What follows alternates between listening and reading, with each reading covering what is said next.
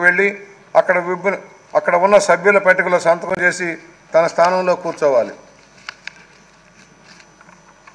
ప్రస్తుతానికి సభ్యులకు స్థానాలను కేటాయించడం జరగలేదు. అందువల్ల సభ్యులు వారికి లభ్యమైన ఏ స్థానంలోనైనా ఆసీనులు కావచ్చు. సభాపతి ఎన్నిక తరువాత ఆయన గౌరవ సభ్యులు ఆసీనులు కావాల్సిన క్రమాన్ని నిర్ణయిస్తారు. శాసన మండలి సచివాలయం మొదటి అంతస్తులోని రూమ్ నెంబర్ 236 నందు నిర్దిష్ట నమూనా పత్రాలు అందుబాటులో ఉన్నాయి. సభ్యులకు CFMS పోర్టల్ ద్వారా వారి చెల్లింపులను క్లెయిములను ప్రాసెస్ చేయుటకు వీలుగా పైన పొందరించిన కమిటీ హాల్లో అధికారులను కలిసి పత్రాలను పూరించవలసిందిగా సభ్యులందరినీ కోరటమవుతున్నది. గౌరవ సభ్యులందరికీ శాసనసభ ఆవరణలోని సభ్యుల లాంజ్లో ఈరోజు లంచ్ ఏర్పాటు చేయటమైనది. మీడియా ప్రతినిధులకు ఎప్పటిలాగే మీడియా పాయింట్ వద్ద లంచ్ ఏర్పాటు చేయటమైనది. ఇప్పుడు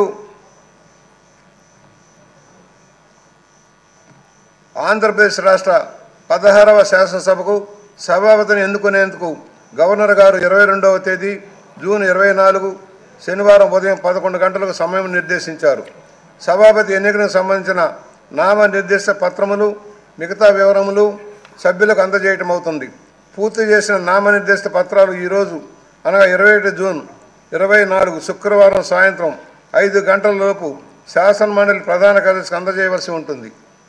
ఇప్పుడు ప్రధాన కార్యదర్శి సభ్యుల పేర్లను ప్రమాణ స్వీకారం చేయడానికి పిలుస్తారు. శ్రీ నారా చంద్రబాబు నాయుడు,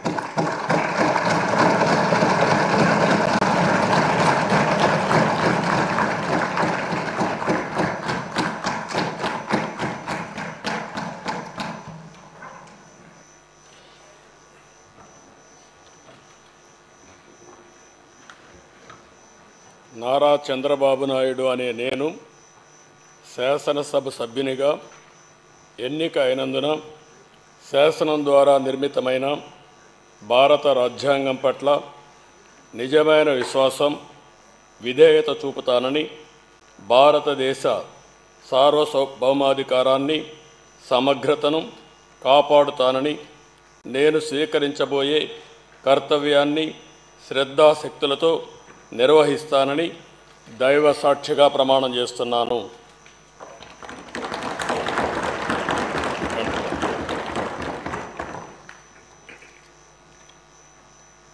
ఆంధ్రప్రదేశ్ శాసనసభ సభ్యుడైన నారా చంద్రబాబు నాయుడు అనే నేను సభ నియమాలకు కట్టుబడి ఉంటానని, వాటిని అనుసరిస్తానని, సభా మర్యాదలను పాటిస్తానని, సాంప్రదాయాలను గౌరవిస్తానని దైవ సాక్షిగా ప్రమాణం చేస్తున్నాను.